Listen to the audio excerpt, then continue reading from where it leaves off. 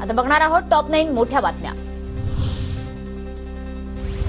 EVM पडताळणीसाठी निवडणूक आयोगाला 8 मतदारसंघांतून अर्ज तर निवडणुकीत पराभूत झालेल्या दुसऱ्या किंवा तिसऱ्या क्रमांकावरील उमेदवारांचे फेर पडताळणीचे अर्ज मान्य।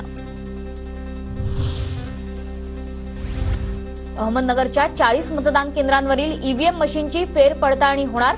सुजय विखेंची निवडणूक आयोगाकडून मागणी मान्य। शेवगाव, राहुरी, पारनेर, अहमदनगर शहर, श्रीगोंदा आणि कर्जत जामखेड विधानसभा मतदारसंघात फेर पडताळणी होणार।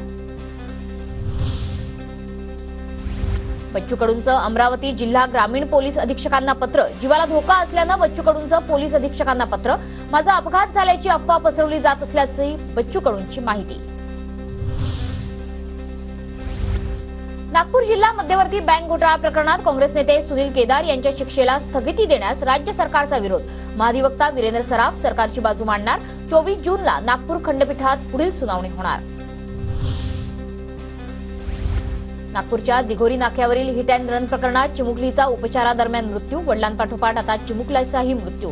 कुटुंबावर दुःखाचा डोंगर। भवानी तलवार देशात आणण्यासाठी सरकार प्रयत्नशील। रायगडावर आयोजित 351व्या शिवराज्याभिषेक दिनी मुख्यमंत्री एकनाथ शिंदेंचं वक्तव्य। मनोज जरांगेंना छत्रपती संभाजीनगरच्या गॅलेक्सी रुग्णालयातून डिस्चार्ज। जरांगे अंतरवली सराटीच्या दिशेने रवाना। पालखी मार्गावरील हॉटेलांमध्ये अन्नपदार्थांची तपासणी होणार। उपमुख्यमंत्री अजित पवारांच्या जिल्हा प्रशासनाला सूचना।